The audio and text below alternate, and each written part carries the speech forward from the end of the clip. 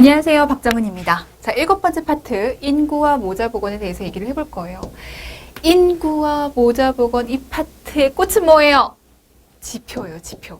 지표가 정말 많이 나올 겁니다. 이 지표를 아는 거 당연히 기본적으로 알고 있어야 되는 내용들이에요.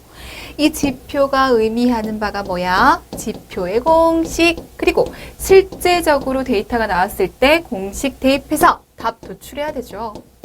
그리고 이 모자보건에서 법에 대한 얘기가 나와요.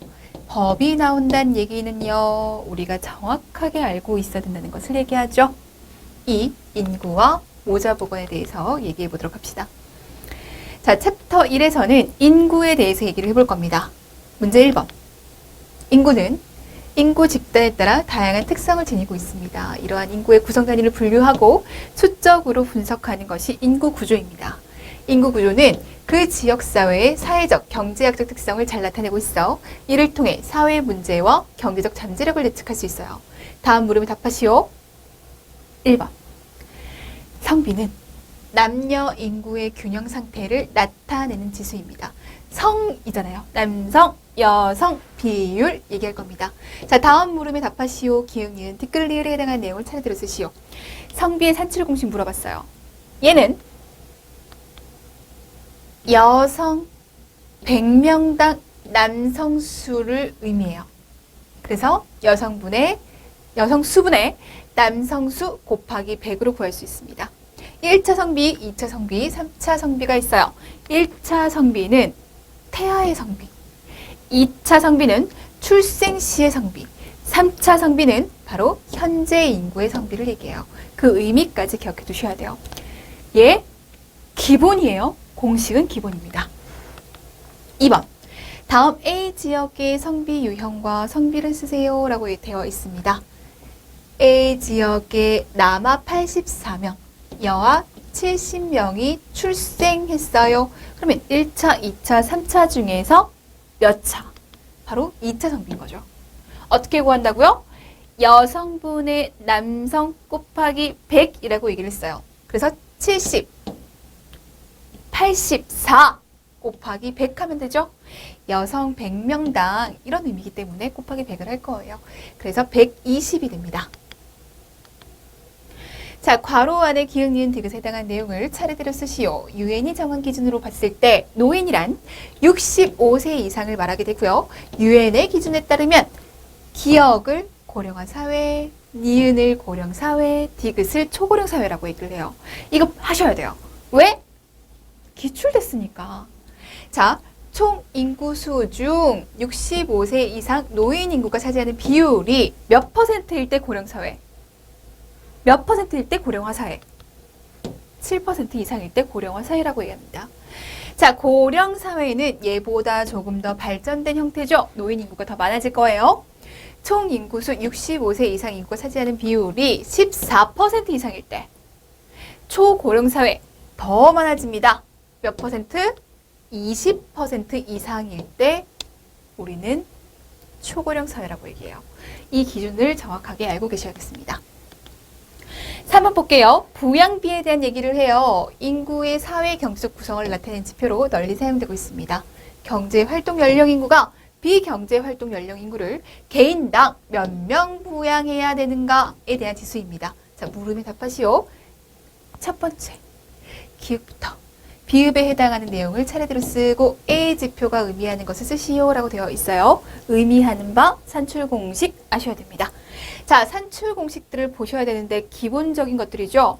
유년부양비라고 하는 것은 15에서 64세 인구. 그러니까 경제활동을 하는 인구가 경제활동을 하지 않는 인구 중에서 유년, 유소년 15세 미만 인구수.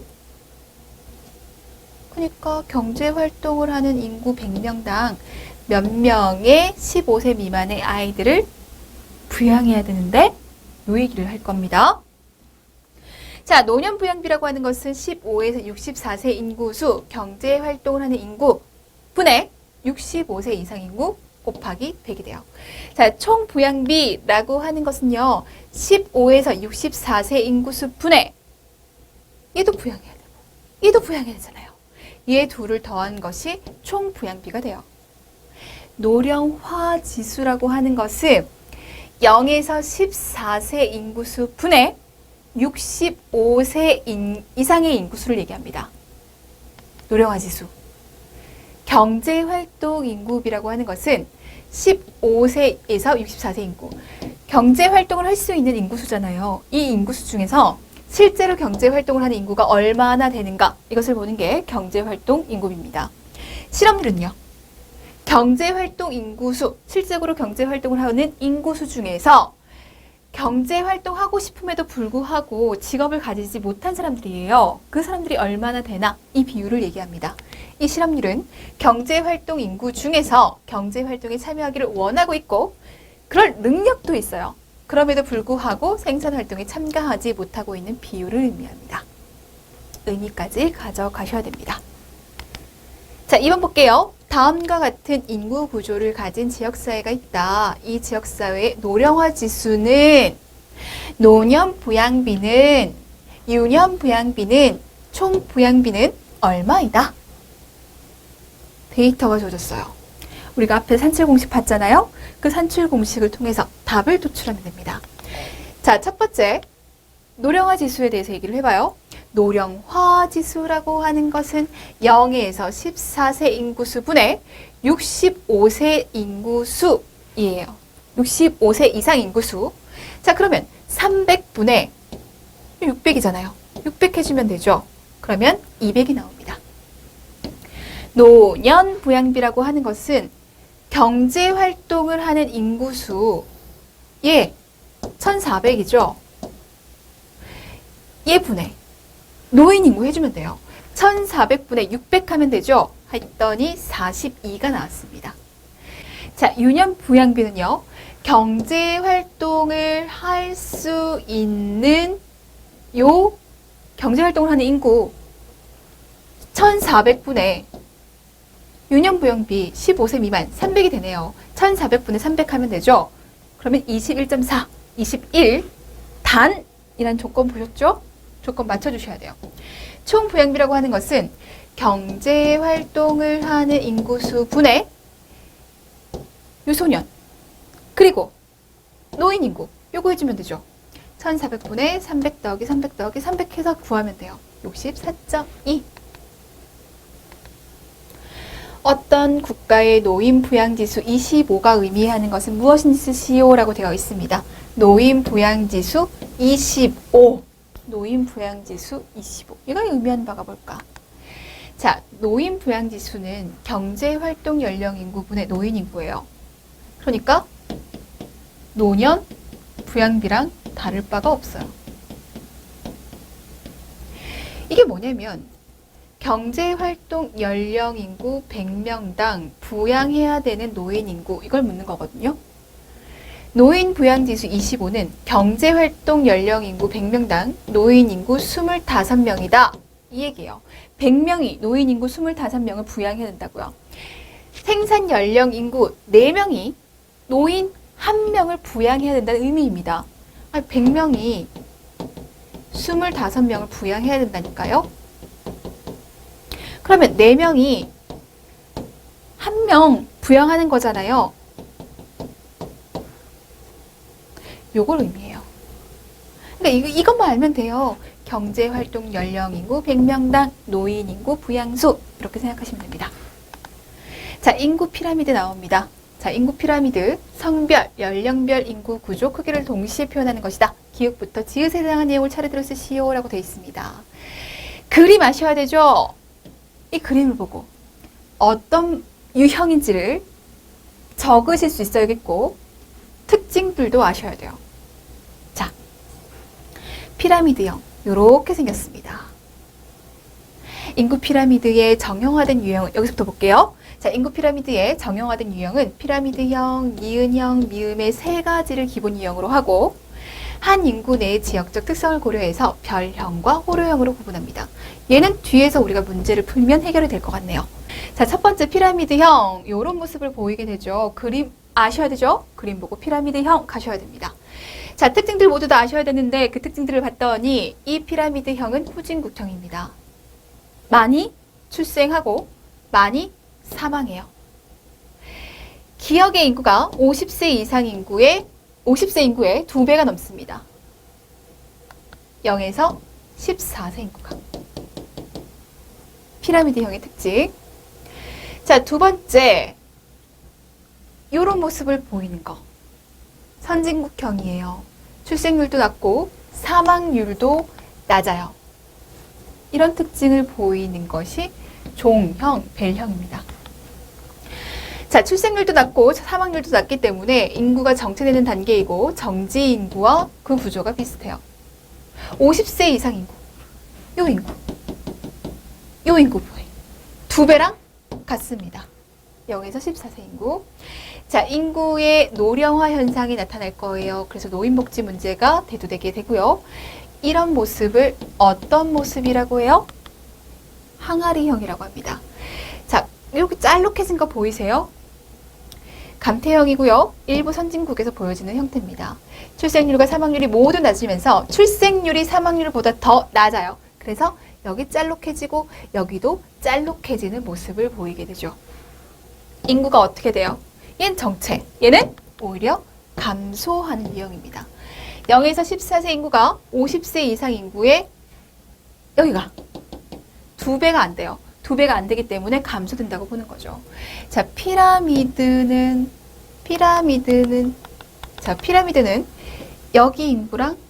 여기 인구랑 비교했을 때 얘가 2배가 넘었어요. 종형, 벨형에서는 2배와 같고요. 항아리형에서는 2배가 되지 않아요. 이 모형, 별형입니다.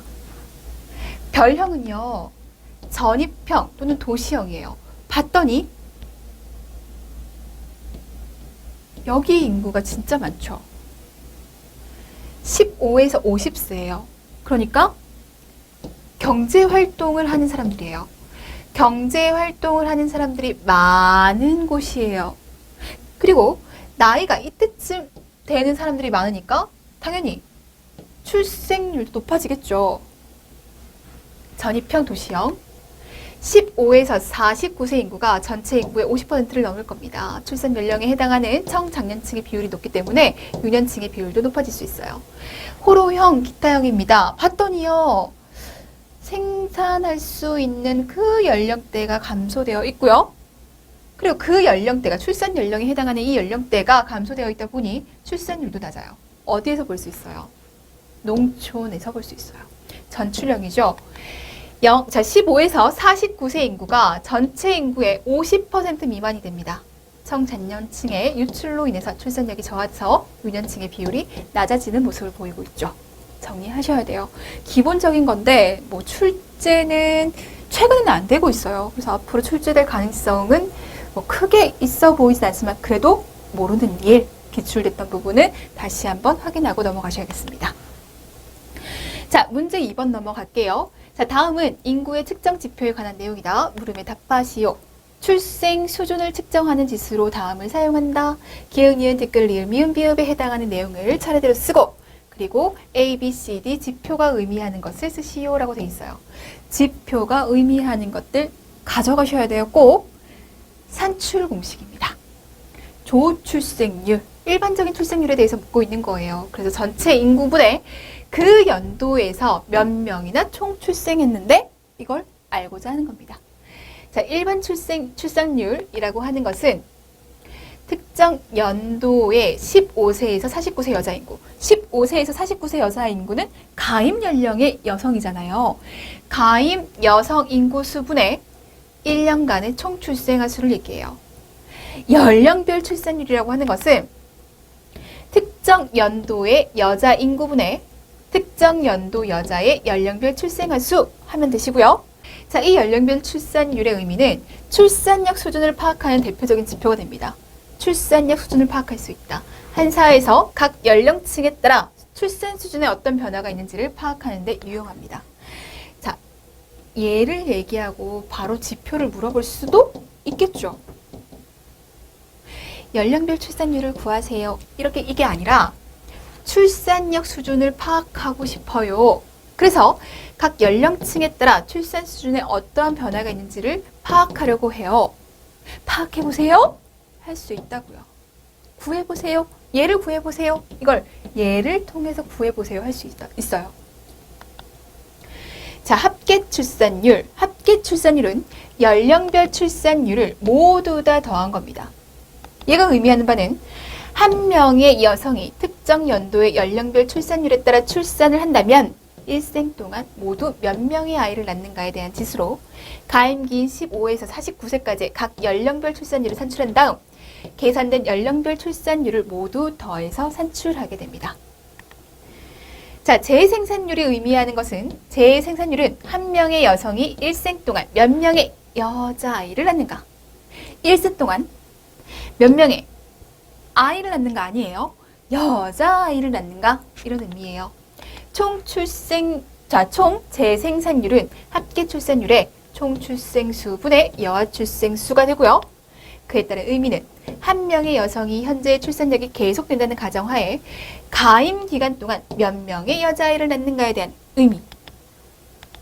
순 재생산율은 합계 출산율 곱하기 총 재생산율 곱하기 여아 수분의 가임 연령 시 생존수 곱해주면 돼요.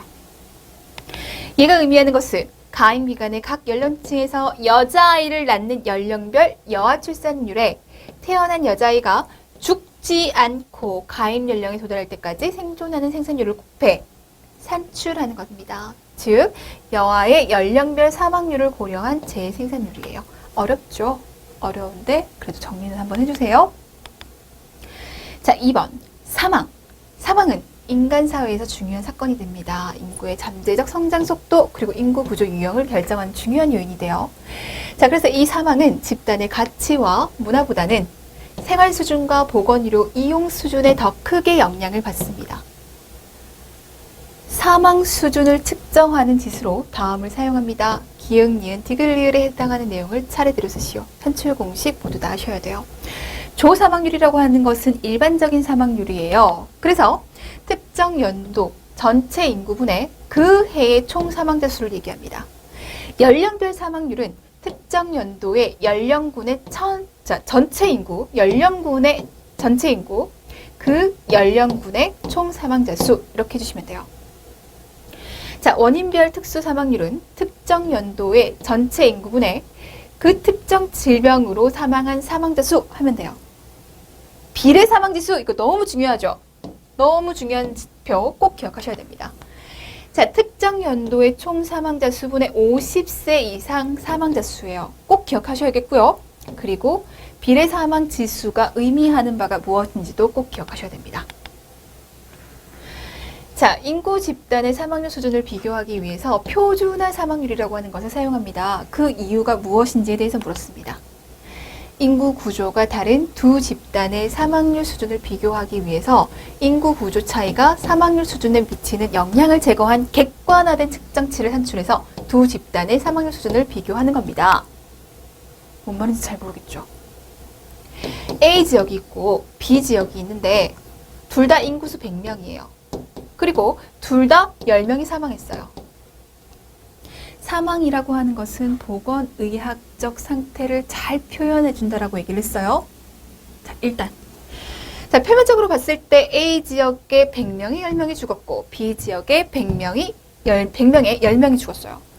A 지역, B 지역 사망 수준이 똑같네. 그럼 보건의학적 그런 환경적인 그런 것도 영향도 똑같을 거야 라고 해석할 수는 없어요. 왜요? 왜요? 지표는 똑같을지 모르겠지만 이 두 지역의 인구 구조의 차이가 있기 때문이에요. 만약에 이 10명이 다 70세 이상이었어요. 이 10명이 다 영유아였어요. 그러면 사망 수준, 그 보건의학적 수준이 같다라고 얘기할 수 있냐고요. 당연히 없죠. 당연히 없어요. 그러니까 이런 것들을 반영해서 객관화된 측정치인 표준화 사망률을 만들어서 비교하는 겁니다. 표준화 사망률. 자, 문제 3번이에요. 인구 문제는 자연적, 사회적 생활 조건에 비해서 한 사회의 인구가 불균등한 상태에서 오는 문제를 말합니다. 자, 급속한 인구 증가로 야기될 수 있는 양적인 문제로 3P, 3M 될 수 있어요. 이거 참고 삼아 보세요. 3P에는 인구, 빈곤, 공해가 있고 3M에는 기아, 질병, 사망이 있습니다. 문제 4번 갈게요. 자, 인구 정책은 목적과 수단에 따라 크게 인구 조정 정책 그리고 인구 대응 정책으로 구분할 수 있습니다. 기흥, 니은에 대해서 쓰시오. 인구 조정 정책이라고 하는 것은 인구 증가의 3대 요인인 출생, 사망, 인구 이동의 현실적인 상태, 이상적인 상태 사이에서 격차가 있을 때 인위적으로 개입하는 바람직한 인구 상태로 이끌기 위한 정책입니다. 출생과 사망과 인구 이동, 이 인구 상태를 바람직하게 만들 거래요. 적극적인 방법에는 출생률이 너무 많아졌어요. 그래서 바람직한 인구 상태가 아니야. 인구 증가를 억제시켜야 될 거 아니에요. 그래서 인구 증가 억제를 위한 인구 증가 억제책이 들어갈 수 있어요. 출산 조절책이라고 얘기하죠. 인구의 질적 향상을 위한 인구 자질 향상책, 그리고 지역 간의 균형적인 분포를 위한 인구 분산책이 있습니다. 예를 보고 조정책인지 대응책인지 좀 구분하셨으면 좋겠어요. 자, 인구 대응이라고 하는 것은 인구 변동에 따른 경제적, 문화적, 사회복지 문제점을 해결하기 위해서 국가가 추가한 정책. 그래서 적극적인 방법으로 식량 정책, 자원 개발 정책, 주택, 고용, 경제 개발, 교육, 사회복지 정책 등 인구의 질적 향상을 도모하고 인구와 관련된 사회 문제에 대처하기 위한 정책입니다. 질적이라고 하는 게 느껴지죠? 잘 살 수 있도록 하는 거잖아요. 얘는 좀 사람 수 이런 느낌이 좀 들지 않아요? 인구 수, 인구가 어디에만 몰려 있어. 그런 느낌이 든다고요. 그런 양적인 느낌, 수적인 느낌이 드는 것이 조정정책이고 대응정책은 질적인 느낌이 드는 것을 얘기합니다.